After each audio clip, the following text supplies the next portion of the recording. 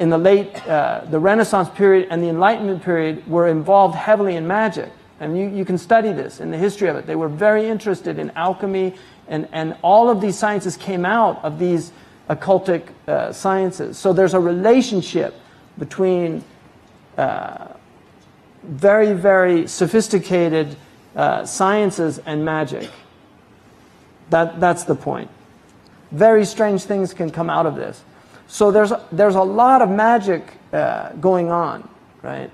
And a lot of people are literally under what I'm trying to say is that, because it's very difficult to understand this properly. What I'm trying to say is that there are a lot of what's happening today is in this realm. And it's very difficult for people to understand this. But when you study it, what you find is that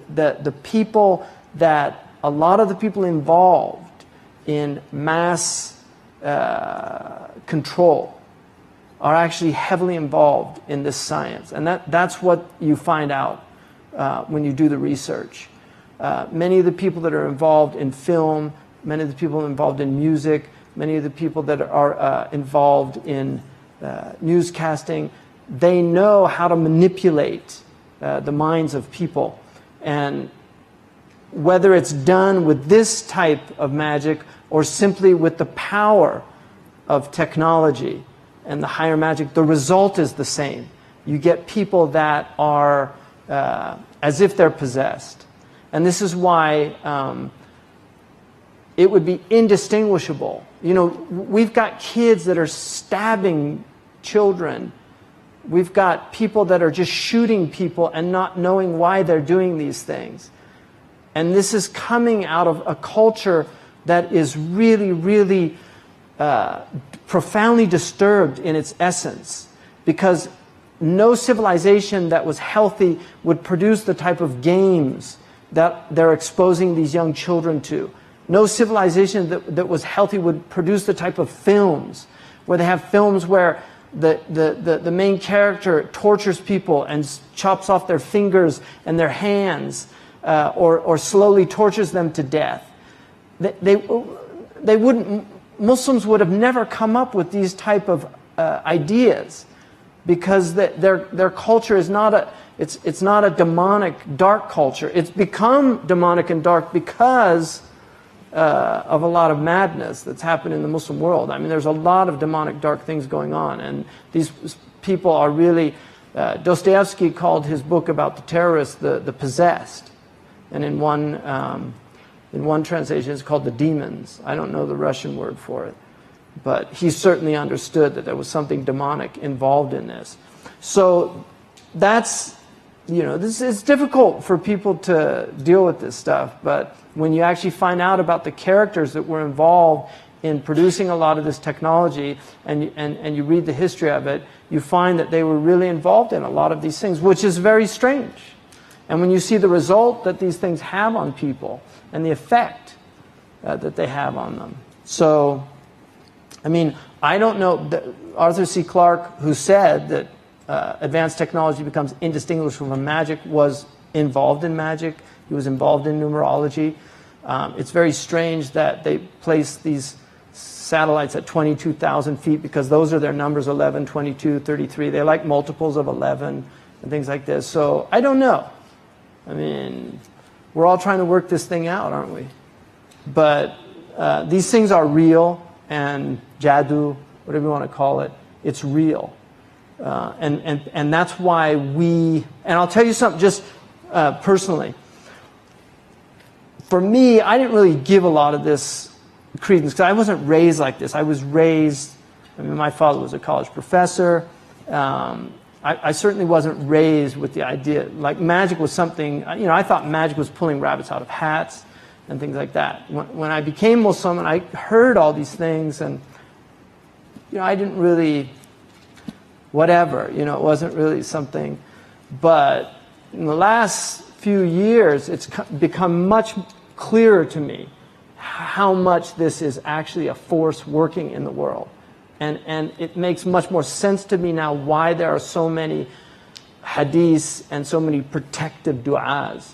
against this stuff. You know, أعوذ بكلمات الله التامات من شر ما خلق. This is evil. And also, أعوذ بكلمات الله من همزات الشياطين.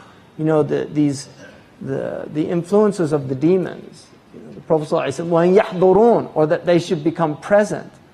You know, so the demonic realm is real.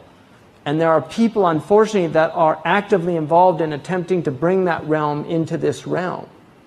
And this is where it gets very strange.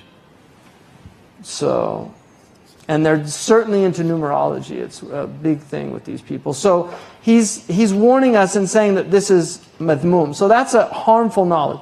The second reason he said is that is harming other people. So the knowledge is used to harm other people, right? And people do this. They just had a woman, got 6 years in England.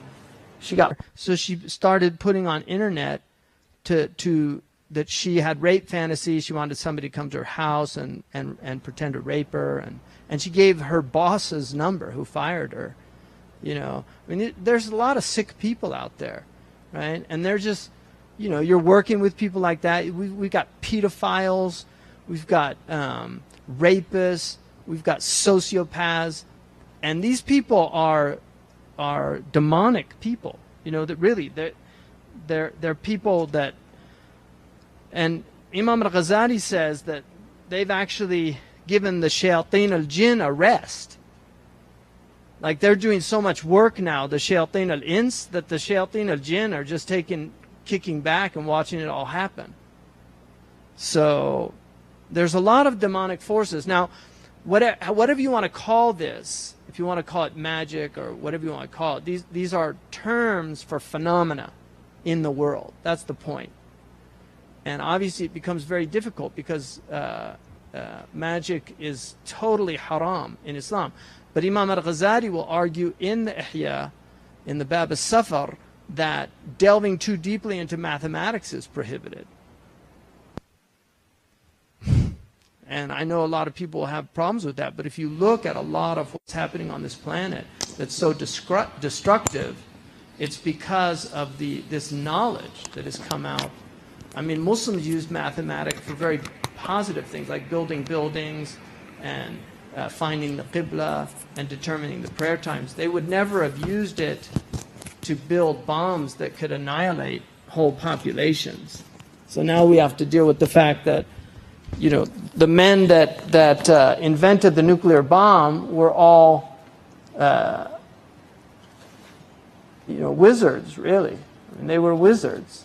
And some of them were involved in black magic. This is simply a fact. So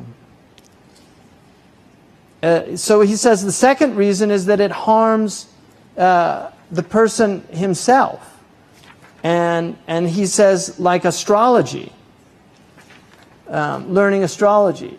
And he said there's an aspect of astrology because these people did not distinguish between astrology and astronomy. So ilm al-nujum meant astronomy and astrology, because every astrologer has to be an astronomer. You know, astrology is based on the science of astronomy. You have to know where the planets are. You have to know what constellation the moon is in, the sun is in, and this is all done through astronomy. So he's saying, Allah says, "Ash-shamsu wal-qamaru bi-husban." We put the sun and the moon in reckoned courses.